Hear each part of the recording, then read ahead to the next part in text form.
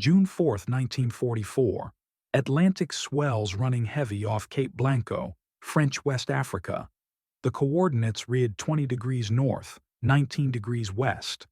A black shape breaks the surface 1,200 yards ahead, water cascading from its conning tower, diesel exhaust coughing black smoke into equatorial heat.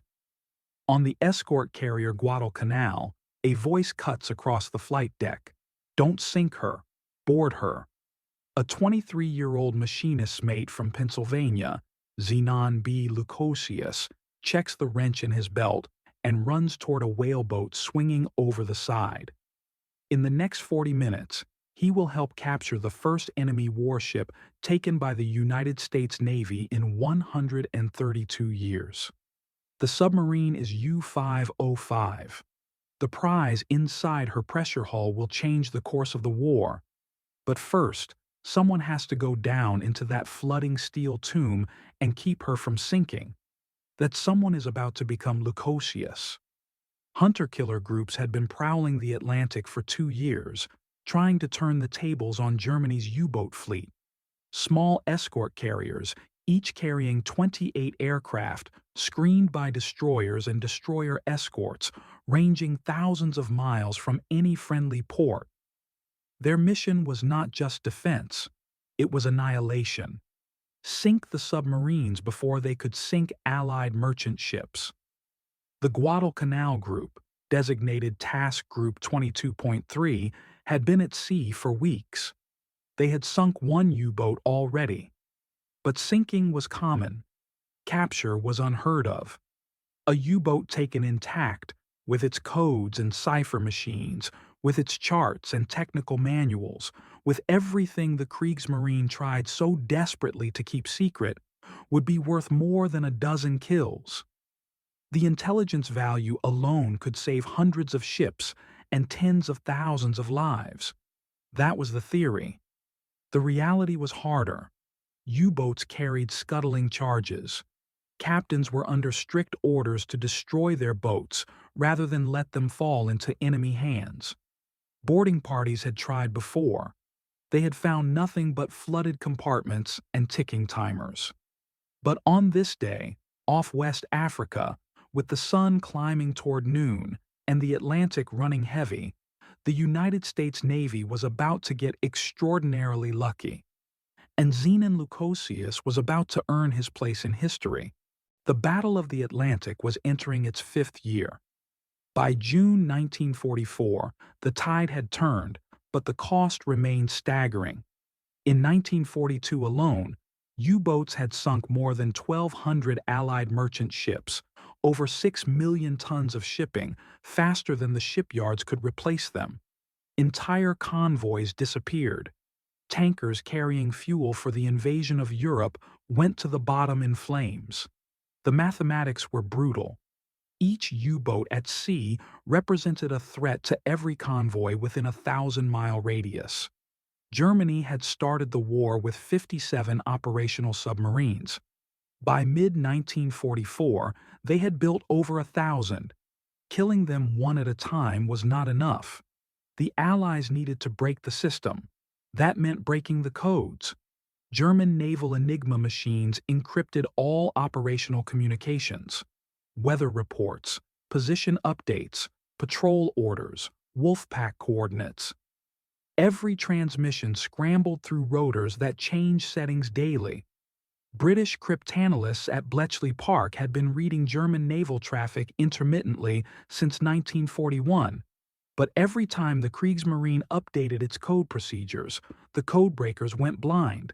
Captured cipher materials could restore that vision. A single codebook, current and intact, could unlock weeks of traffic. An Enigma machine with its rotor settings could reveal patrol patterns across entire ocean areas. The intelligence was perishable. It had to be captured before the Germans knew it was missing. That meant absolute secrecy. No announcements, no headlines, no acknowledgement that the submarine had been taken. As far as the Kriegsmarine could know, U-505 had simply vanished. One more boat lost to depth charges in the unforgiving Atlantic. Perception versus reality. The submarine world had to believe she was dead. The Allied intelligence community had to know she was alive. Sinking a U-boat took skill and persistence.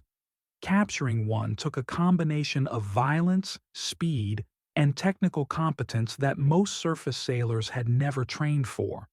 The German crews knew what was at stake. Scuttling charges were set before surfacing. Seacocks were opened. Sensitive documents were weighted and thrown overboard in canvas bags. Survivors were trained to say nothing, reveal nothing, give the boarding party no time and no information. The margin for error was measured in seconds. Too slow, and the submarine would slip beneath the surface with all its secrets.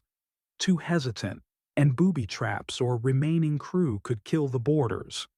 The task required men who could think under pressure, who understood machinery, who could assess damage and stop flooding in darkness with seawater rising around their knees. Men like Zenon Lukosius. The hunter-killer concept emerged from desperation. In 1943, escort carriers, small flat tops built on merchant hulls, began operating independently with destroyer screens, hunting U-boats in their patrol areas rather than waiting for convoys to be attacked. The USS Guadalcanal, commissioned in September 1943, displaced 10,900 tons, carried a mix of Wildcat fighters and Avenger torpedo bombers, and could sustain 20 knots in decent weather. Her captain, Daniel Gallery, was aggressive, inventive, and obsessed with the idea of capturing a U-boat intact. He had studied every boarding attempt, every near miss, every flooded hull that sank before a prize crew could secure it. He knew the odds. He also knew the payoff. Gallery drilled his crew on boarding tactics. He assembled teams from volunteers, men with technical skills, electricians and machinists who could recognize critical machinery, damage control specialists who could plug leaks and shore up bulkheads. They practiced on mock-ups, timed themselves, learned to move fast in confined spaces, wearing life jackets and carrying tools. The doctrine was simple. Get aboard before the submarine sinks. Secure the engineering spaces. Stop the flooding. Disable scuttling charges. Seize code materials. Get a tow line attached. Do it all in less than 30 minutes or lose everything. It was a plan built on optimism and adrenaline. It had never worked. Until June 4, 1944. The Guadalcanal group had sailed from Norfolk in mid-May, tasked with patrolling the sea lanes west of Africa, where U-boats transited between their French bases and hunting grounds in the South Atlantic. The escorts included the destroyer escorts Pillsbury, Pope, Flaherty, Chatelain, and Jenks. Each carried 3-inch guns, depth charge racks, and Hedgehog anti-submarine mortars. They formed a screen around the carrier, listening, watching, ready to pounce on any sonar contact. The aircraft flew search patterns, scanning thousands of square miles, looking for periscopes, oil slicks, the telltale wake of a submarine running on the surface to recharge batteries. By early June, they had one confirmed kill, U-515, sunk on April 9th by aircraft from the USS Guadalcanal. But Gallery wanted more. He wanted the prize. He wanted a U-boat he could tow back to port, strip down, and hand over to intelligence. He had told his officers. He had briefed the boarding parties. When the moment came, they had to be ready. Zenon B. Lukosius was not an officer. He was a machinist's mate first class, a rating that meant he understood engines, pumps, valves, hydraulic systems, the mechanical heart of any warship. He had grown up in Pennsylvania, joined the Navy, and trained in the engine rooms of destroyers where oil and steam and rotating machinery defined daily life. He knew what a flooded bilge sounded like. He knew how fast water could rise in a compromised hull. He knew that every submarine had seacocks, valves that could be opened to deliberately flood compartments and send the boat down. Finding those valves, closing them, keeping the boat afloat while men above were still shooting, that was the job. No one had assigned it to him specifically. When the whaleboat crew was called away, Lukosius was among the volunteers. He grabbed his tools and went. That kind of readiness defined the boarding party. They were not special forces. They were skilled tradesmen who understood that speed and competence could mean the difference between intelligence victory and another anonymous wreck on the ocean floor. The hunter-killer groups had learned hard lessons. Earlier in the war, boarding parties had reached surfaced U-boats only to find them already sinking, compartments flooded, codes destroyed, hatches dogged shut from the inside. Some submarines had booby traps wired to munitions or scuttling charges rigged to timers. Others had crews that stayed aboard, fighting to the last or detonating demolition charges manually. The window for capture was vanishingly narrow. From the moment a U-boat surfaced under duress, the captain's priorities were clear. Abandon ship, scuttle the boat, deny the enemy anything of value. German training emphasized this above survival. Equipment manuals included instructions for destroying cipher machines. Weighted bags held codebooks and daily settings, designed to sink quickly when thrown overboard. Even if a boarding party got aboard fast, finding those materials before they disappeared into the Atlantic required luck, intuition, and thorough searching in chaotic conditions. The sailors who volunteered for boarding duty understood they might be climbing into a sinking coffin. They trained anyway. Gallery's insistence on preparation made the difference. The boarding parties practiced in peacetime, refining their approach. They memorized U-boat layouts, studied captured diagrams, learned where the engineering controls were located, where scuttling charges might be placed, where code materials were typically stored. They rehearsed damage control procedures, practiced sealing hatches, and operating unfamiliar pumps. They drilled on speed, knowing that every second mattered. The first men aboard had to assess whether the submarine was savable, whether the flooding could be controlled, whether there was enough time to rig a tow line before the boat went under. That assessment fell to whoever reached the control room first and whoever could get into the engine spaces to evaluate the damage. Lukosius, with his machinist training, was among the men best equipped to make that call. He understood pumps and valves. He could recognize critical machinery even in the dark. He could estimate how much water was coming in and whether it could be stopped. That expertise was about to be tested under the worst possible conditions. There was also the human factor. A submarine crew, even in defeat, could be unpredictable. Some surrendered cleanly. Others fought from inside the hull. A few had attempted to detonate charges while boarders were aboard, choosing suicide over capture. The boarding party had to assume hostility until proven otherwise. They carried sidearms and moved, cautiously, checking compartments, listening for movement, ready for ambush. The Germans, for their part, had drilled on scuttling procedures until they were automatic. Open seacocks, set charges, abandon ship. The sequence took less than a minute if executed properly. Stopping it required getting aboard even faster. The race was not against the submarine. It was against the men who had just climbed out of it and who knew exactly what was flooding below. Perception versus reality again. The Germans believed their boat was doomed. The Americans believed it could be saved. Both sides were gambling. Only one would be proven right.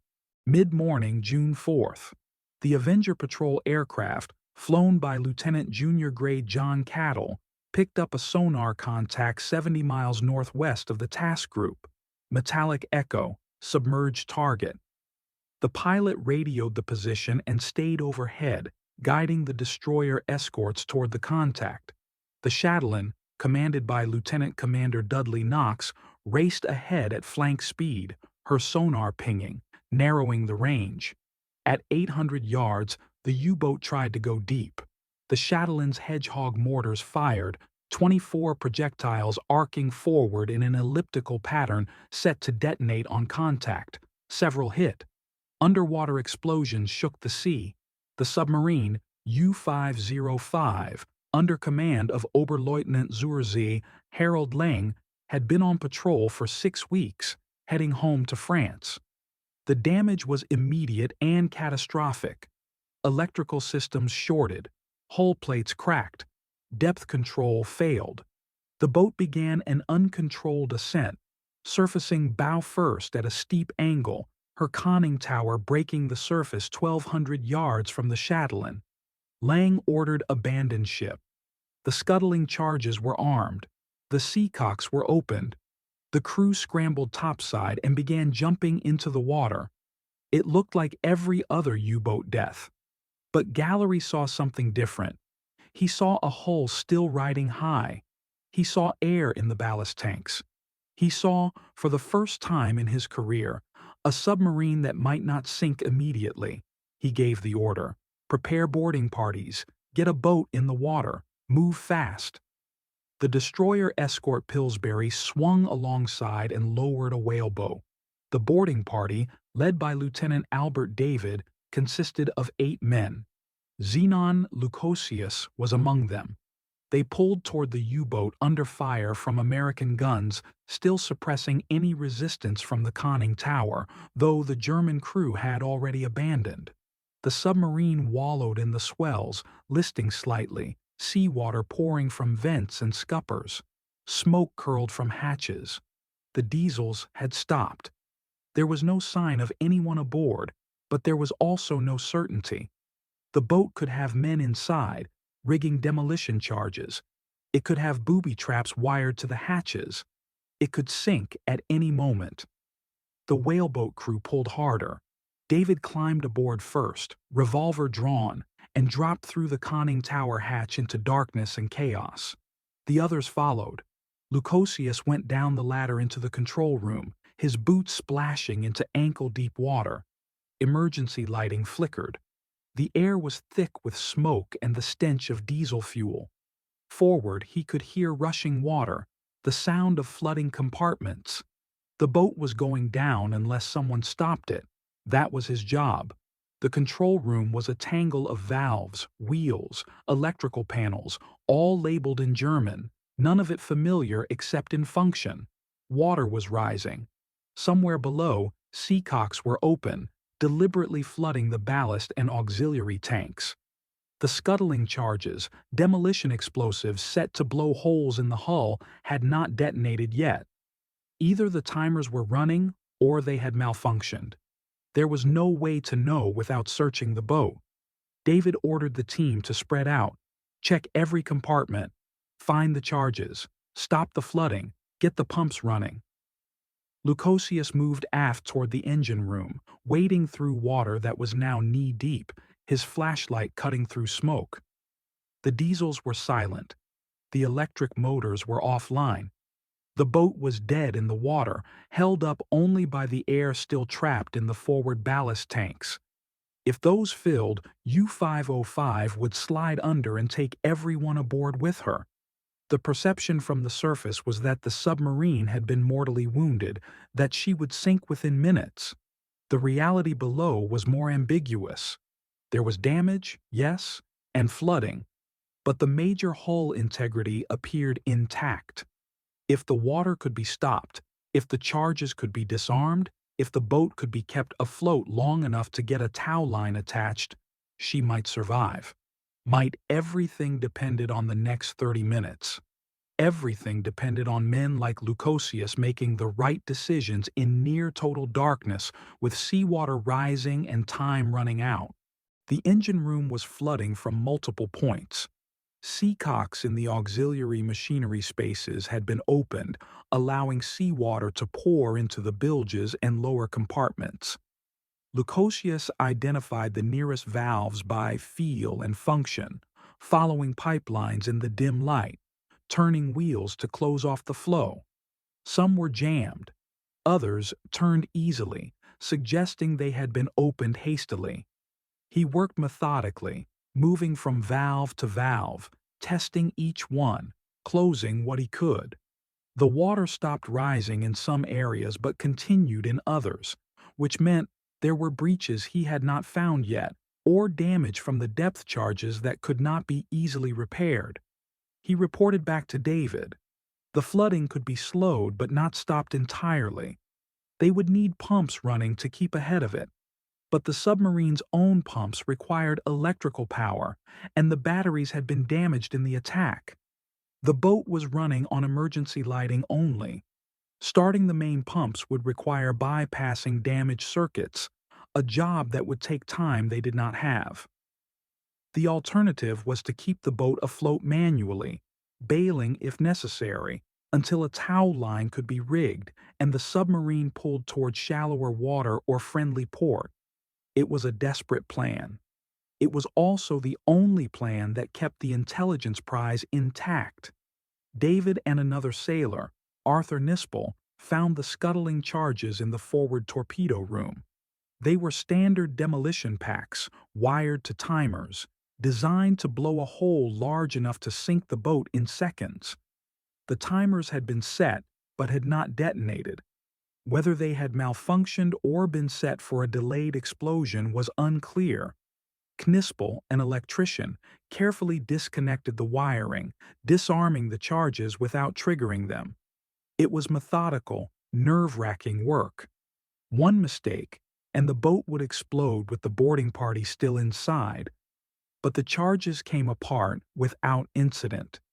The immediate threat of catastrophic destruction was gone. That left the slower threat of progressive flooding. Lukosius continued moving through the engineering spaces, assessing machinery, looking for additional seacocks, checking bilges. The water was still rising, but more slowly now. The boat had positive buoyancy as long as the forward ballast tanks remained intact. That gave them a margin. Not much, but enough to try for a tow. David called back to the Guadalcanal. The submarine was secure. Send damage control gear, pumps, welding equipment. Get a tow line rigged. We can save her. On the surface, Gallery could hardly believe it. He ordered the Pillsbury to pass a tow line. Other escorts began retrieving the German survivors from the water.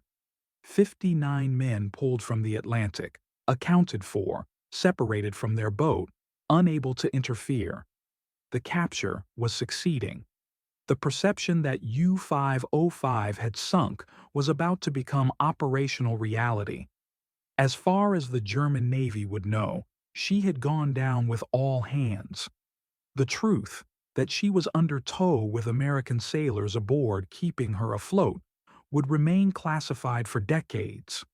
Lukosius stayed below for hours, monitoring the flooding, adjusting valves, helping rig temporary repairs. Additional sailors joined the boarding party, bringing portable pumps and damage control supplies. Slowly, the water level stabilized. The immediate crisis passed. The submarine was not going to sink, not quickly anyway. She could be towed. The intelligence hull could be secured. In the control room, other sailors began collecting code materials.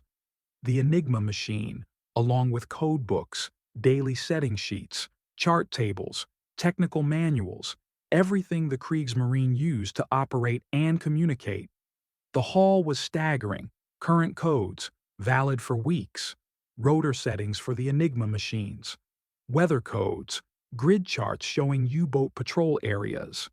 It was the most complete intelligence capture of the war, and it had been secured because a handful of men, including a machinist from Pennsylvania, had been willing to climb into a flooding, battle-damaged submarine and refuse to let her sink. The technical competence that Lukosius brought to the boarding party was not glamorous. He did not fire a weapon. He did not capture an enemy soldier. He closed valves and assessed machinery and kept water from overwhelming the bilges.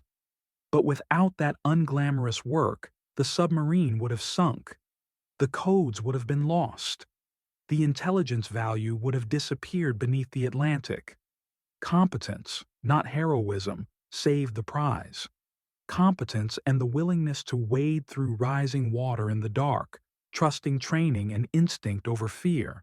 The Enigma machine recovered from U-505 was a standard M4 naval version, 4 rotors, used exclusively by U-boats, more complex than the 3-rotor machines used by the German Army and Air Force. Bletchley Park had been working on breaking the 4-rotor system since its introduction in 1942, making intermittent progress but frequently losing access when rotor settings changed. The capture of current settings and codebooks from U-505 gave the codebreakers weeks of uninterrupted access to German naval traffic. Every U-boat position report, every weather update, every operational order sent via Enigma could be decrypted and read in near real time. The strategic advantage was immediate. Convoys could be routed away from known Wolfpack concentrations. U-boats could be intercepted before reaching patrol areas. The entire tempo of the Atlantic battle shifted, but only if the Germans did not realize their codes had been compromised. That meant absolute secrecy. The capture had to appear as a sinking. U-505 had to vanish without explanation. The crew, now prisoners of war, had to be isolated, kept separate from other prisoners, prevented from communicating that their boat had been boarded. The fiction had to be maintained. Gallery and his intelligence officers understood this immediately. The German survivors were told nothing. They were transferred to secure facilities in the United States, kept in isolation, and interrogated separately. They were not allowed contact with other German POWs. Official German records listed U-505 as lost with all hands, sunk by depth charges on June 4, 1944. No mention of capture. No indication that code materials had been taken. The Kriegsmarine continued using the same Enigma settings, the same procedures, unaware that every transmission was being read. The intelligence windfall continued for months. Convoy losses declined sharply in the second half of 1944. More U-boats were intercepted and sunk in their patrol areas. The Germans attributed this to improved Allied anti-submarine tactics, better radar, more aircraft. They did not suspect their codes had been broken. Perception versus reality once again. They perceived security. The reality was total compromise. And that compromise, secured by Lukosius and the boarding party on June 4th, translated directly into ships saved and lives preserved. The codebooks and charts recovered from U-505 included more than just Enigma settings. There were grid reference systems showing how U-boats reported positions, weather code tables used to encrypt meteorological reports, recognition signals for identifying friendly vessels. All of it was cataloged, translated, and distributed to Allied naval intelligence.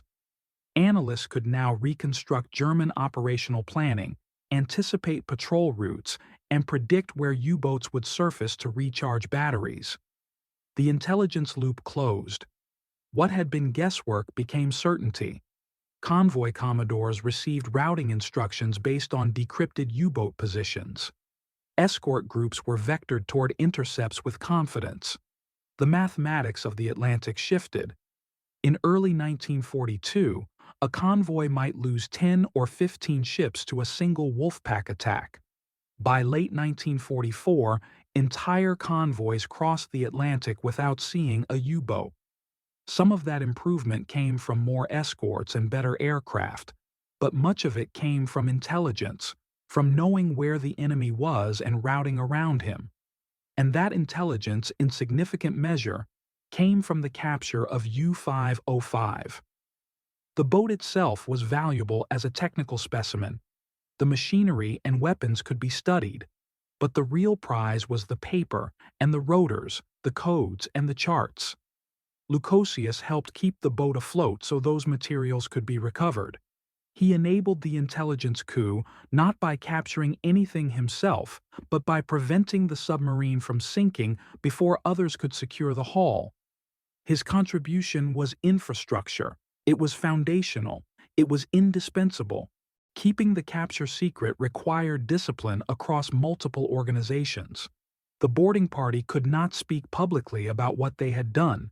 The crew of the Guadalcanal and her escorts were sworn to silence. Naval intelligence compartmentalized the information, limiting distribution to analysts who needed to know. Even within Bletchley Park, only a small group worked on the U-505 materials. The secrecy held. It held through the end of the war. It held into the post-war period when U-505 was donated to the Museum of Science and Industry in Chicago, where she remains today. The German crew, repatriated after the war, learned only then that their boat had survived. Some expressed shock. Others felt betrayed, believing they had followed scuttling procedures correctly. They had. Lukosius and the boarding party had simply acted faster. The psychology of the secret was fascinating. Every American involved knew they had participated in something extraordinary, but they could not talk about it. Not to family, not to other sailors, not in memoirs written decades later. The story existed in classified files and in the memories of men who carried it quietly. That silence was a tactical necessity. If Germany had learned that Enigma was compromised, they would have changed procedures immediately. The intelligence advantage would have evaporated. So the men stayed silent, and the Germans stayed ignorant, and the codebreakers kept reading traffic, and the Atlantic stayed safer because no one spoke. The strategic impact of U-505's capture extended beyond the immediate intelligence haul. The boat itself became a test bed. American engineers studied every system, every design feature, comparing German submarine technology to their own. Some innovations were incorporated into U.S. submarine design. Others were assessed and dismissed. The torpedo systems, the periscope optics, the diesel engines, all were examined, measured, and analyzed. Technical intelligence complemented the operational intelligence. The United States learned not just where German U-boats were operating, but how they operated, what capabilities they possessed, what weaknesses could be exploited. That knowledge flowed into training programs, into tactical doctrine, into the design of countermeasures. The capture paid dividends for years, but the greatest impact remained the codes. Keeping that secret, maintaining the fiction that U-505 had sunk, preserving the intelligence advantage, required restraint and coordination at every level. It required men like Lukosius to understand that the mission did not end when the submarine stopped sinking. The mission included silence. It included accepting that recognition might never come. The boarding party received medals, quietly, in closed ceremonies. Gallery received credit, eventually, but the full story remained classified until the 1950s. By then, the men involved had moved on. Lukosius returned to civilian life, his wartime service a private memory. He had helped change the course of the war. Almost no one knew. U-505 was towed to Bermuda, then to Boston, arriving under heavy security. She was studied, preserved, and eventually presented to the Museum of Science and Industry in Chicago in 1954, the only German U-boat on display in the United States. Visitors walk through her narrow compartments, see the control room where Lukosius worked in near darkness, touch the cold steel that once held seawater and smoke. The boat is a monument, but it is also a teaching tool, a reminder that wars are won not just by firepower, but by intelligence, not just by destruction, but by preservation. The decision to board rather than sink, to capture rather than kill, required vision and courage. Gallery provided the vision. The boarding party provided the courage. Lukosius provided the technical competence that turned vision and courage into victory. His name is less known than others. He did not command. He did not strategize. He closed valves and stopped flooding. He did the unglamorous work that made everything else possible. That is a different kind of heroism, quieter, less celebrated, but no less essential. The boarding party members received Navy Crosses, Silver Stars, and other commendations, though the citations were classified for years. Lieutenant Albert David, who led the boarding, was awarded the Medal of Honor, the only one given for actions in the Atlantic during World War II. His citation mentioned securing the submarine and preventing scuttling, but did not detail the intelligence haul. That remained secret. Lukosius received the Navy Cross for extraordinary heroism, the citation noting his actions in stopping flooding and keeping the submarine afloat under hazardous conditions. The medal recognized his competence under pressure, his technical skill applied in crisis. It did not mention codes or Enigma or intelligence. Those words were still classified. The men who knew what they had accomplished carried that knowledge privately. They understood the stakes. They had been part of something larger than any individual action, a chain of decisions and efforts that stretched from the moment the Avenger spotted the sonar contact to the years of convoy protection that followed. Lukosius was one link in that chain. He did his part. He closed the valves. In the decades since, historians have debated the full impact of the U-505 capture. Some argue that Bletchley Park was already making progress on breaking the four-rotor Enigma, and that the captured materials accelerated rather than enabled the breakthrough. Others contend that the codes and settings from U-505 provided the critical edge needed to maintain consistent access to German naval traffic in the second half of 1944. The truth likely lies between. The capture was significant. It mattered operationally. It saved ships and lives. But it was not the only factor in Allied victory in the Atlantic. Better radar, more aircraft, improved depth charges, the relentless grinding down of German submarine strength through attrition all contributed. What the capture of U-505 represents is the value of preparation meeting opportunity. Gallery had trained his crew for boarding. Lukosius had the skills to assess machinery under pressure. The Guadalcanal group had the coordination to execute a complex operation in minutes. When the moment came, they were ready. That readiness made the difference. The submarine surfaced. The boarding party acted. The intelligence was secured. Competence, timing, and courage aligned. Wars turn on such moments. Zenon B. Lukosius returned to civilian life after the war, settling in Pennsylvania, working as a machinist, living quietly. He did not seek publicity. He did not write memoirs.